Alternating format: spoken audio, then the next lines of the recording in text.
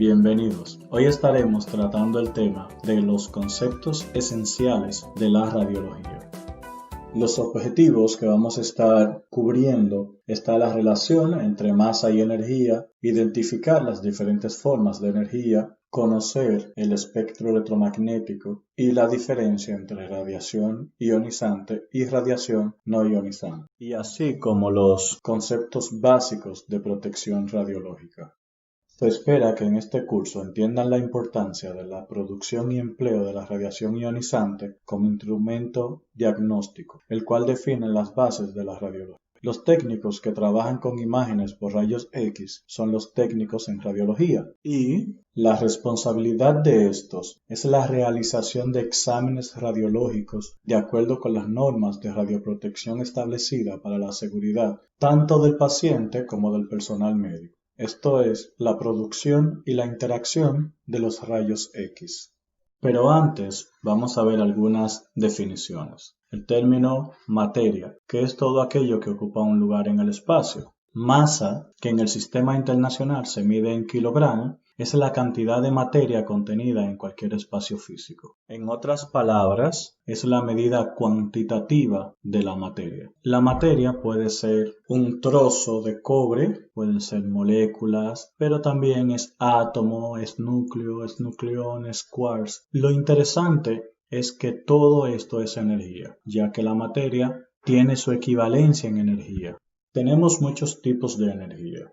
Energía potencial, que depende de la posición, energía cinética, que está ligada al movimiento, energía química, que está ligada a las reacciones, energía bioquímica, que está ligada a las explosiones, energía eléctrica, ligada al movimiento de electrones, energía térmica, ligada al calor, energía nuclear, ligada al rompimiento de átomos, energía electromagnética ligada a ondas, que aquí es donde nos concentraremos por ser el tipo de energía que se utiliza para obtener los rayos X. Y básicamente vamos a estar usando una fórmula que relaciona la masa y la energía, y es la relación de Einstein, que dice que energía es igual a masa por la velocidad de la luz al cuadrado. Y la velocidad de la luz, la constante, 3 por 10 a la 8 metros sobre segundos. Es importante hacer hincapié en que la energía no se crea ni se destruye, sino que se transforma. Y se transforma al pasar de una forma a otra. Uno de los métodos que utiliza la energía es la radiación. La radiación es la energía emitida y transferida en el espacio. Por ejemplo, sonido, luz, calor, etc. La materia que absorbe parte o la totalidad de la radiación se llama expuesta o irradiada. Por eso tenemos el término técnico, el paciente está irradiado cuando ya se ha realizado un procedimiento diagnóstico. El espectro electromagnético está formado por diferentes tipos de ondas que se diferencian entre ellos por la frecuencia y por la longitud, teniendo ondas no ionizantes como ondas de radios, microondas, infrarrojo, visible y parte de la franja ultravioleta. Ya después de ahí, de las ultravioletas que tienen frecuencia mayores de 10 a la 17 Hz, los rayos X y rayos gamma, entonces decimos que son radiaciones ionizantes.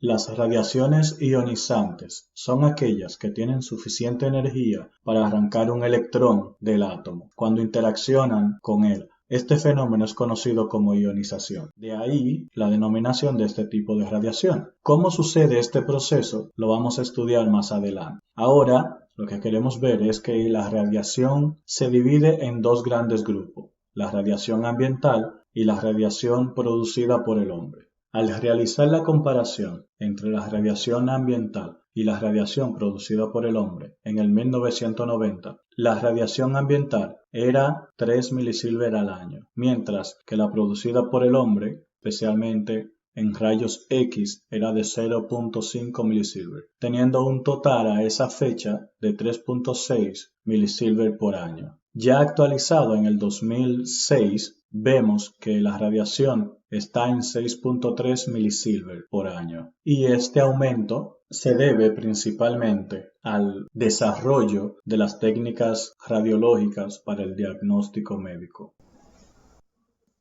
Las fuentes naturales están compuestas por los rayos cósmicos, rayos terrestres, radionúclidos en el interior del organismo y gas radón, mientras que las fuentes producidas por el hombre se comprenden principalmente de rayos X, producción de energía nuclear, aplicaciones de investigaciones, fuentes industriales y productos de consumo. Si esos 3 milisieverts de la radiación natural lo dividimos en los 365 días que tiene el año, obtenemos como resultado 8.2 microsievert por día. Es decir, que diariamente estamos siendo irradiados por fuentes naturales en el orden de los microsievert. Pero este nivel de radiación es segura para el humano.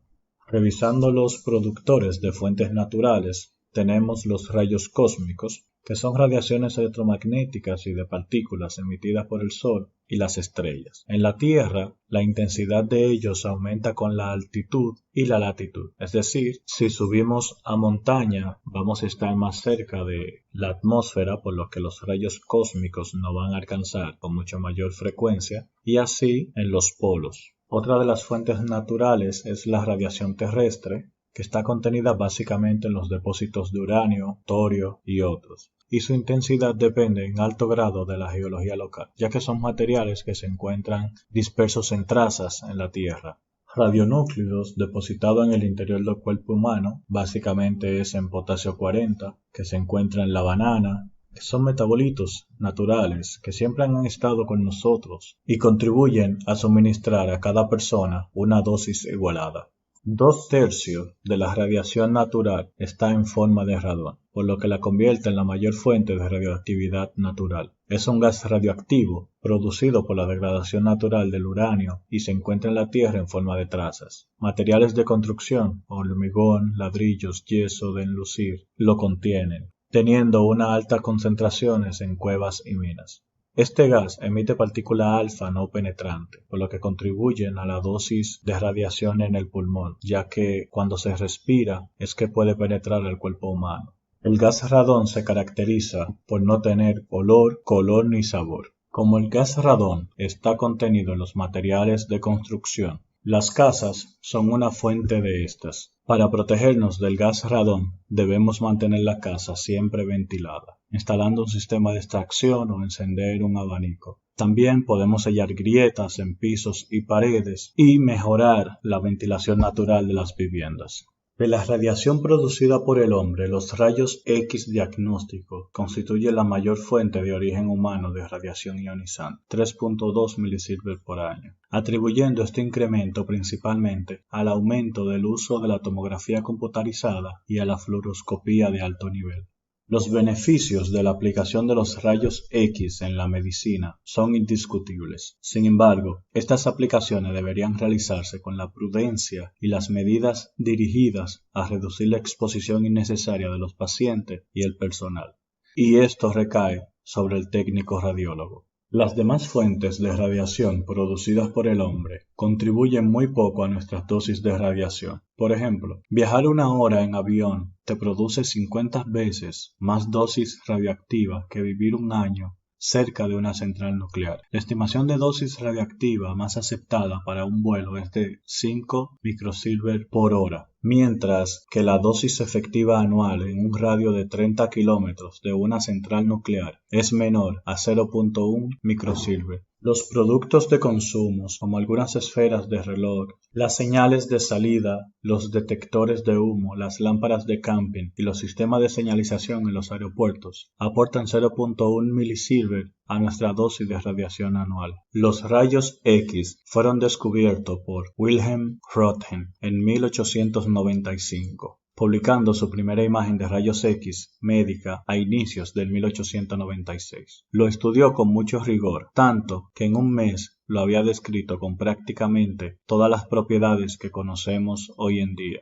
Aunque eran indudables los beneficios de los rayos X, las lesiones por radiación fueron bastante frecuentes en los primeros años. Estas lesiones incluían quemaduras, pérdida de cabellos, anemia, En el 1904 se registró la primera víctima mortal en los Estados Unidos. También anemia plástica, leucemia, que desarrollaban mayormente los radiólogos. Y estas enfermedades no solamente las desarrollaban los pacientes, sino también los médicos expuestos. Los pacientes sufrían lesiones principalmente debido a la baja energía de la radiación entonces disponible, y eso llevaba a la necesidad de tiempos de exposición largos para poder tener imágenes aceptables. Esto cambió con el aporte de Snook, quien presentó una fuente de potencia de alto voltaje sustitutiva, es decir, un transformador sin interrupción para las máquinas estáticas y las espirales de inducción que estaban entonces en uso. Los efectos biológicos de los rayos X fueron investigados científicamente y publicados en el 1910. Gracias a esto se desarrolló aparatos y dispositivos protectores para los radiólogos como guantes, delantales de plomo, dosímetros para personal y siempre se mantenían en observación para ver su evolución. Gracias a la aplicación de protección eficaz de la radiación, en la actualidad la radiología se considera una ocupación segura.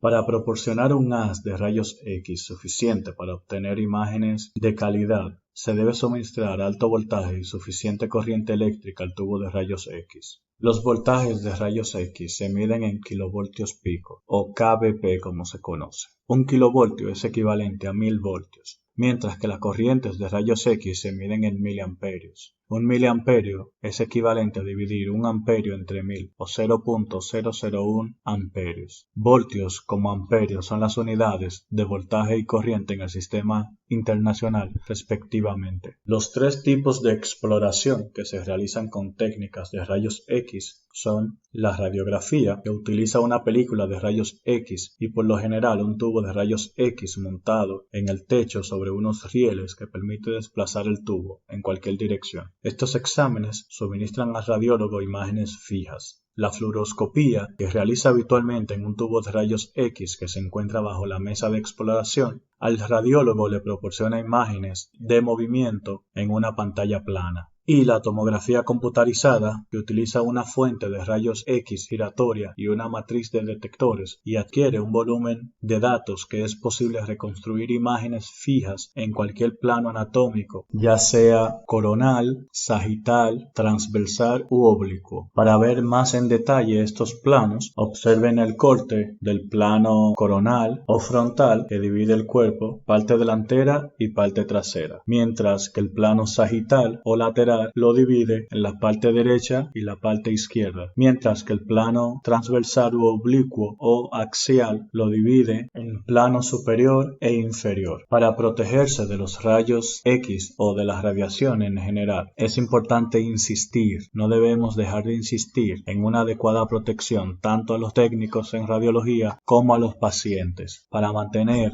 una exposición mínima de radiación de forma segura. Siempre hay que seguir el criterio ALARA, as low as reasonably achievable, es decir, mantener la exposición de radiación tan baja como sea razonablemente posible. No importa que estemos familiarizados con el ambiente de trabajo, si uno se confía en esto, puede llegar a ser descuidado. Siempre tenemos que estar alerta como si fuera el primer momento en que estaremos trabajando con la radiación. Seguimos los 10 mandamientos de protección de la radiación. La reducción de la exposición a la radiación de técnicos y pacientes es fácil. Primero, comprenda y aplique los puntos fundamentales del control de la radiación: tiempo, distancia y protección. No permita que la familiaridad le induzca una falsa seguridad. Nunca se ponga enfrente al haz primario. Lleve siempre vestimenta de protección si no está detrás de la barrera. Lleve siempre un dosímetro y colóquelo en el collar por fuera del delantal de protección. Nunca sostenga a un paciente durante una exposición radiológica. Las personas que sostengan al paciente deben llevar también protección. 8. Utilice escudo de protección gonadales en toda persona en edad fértil, cuando su uso no interfiera con la exploración. La exploración de pelvis y el del bajo abdomen de un paciente embarazada debe evitarse siempre que sea posible, especialmente en el primer trimestre de embarazo. Siempre colímelas de forma adecuada al mínimo tamaño de campo posible de la exploración.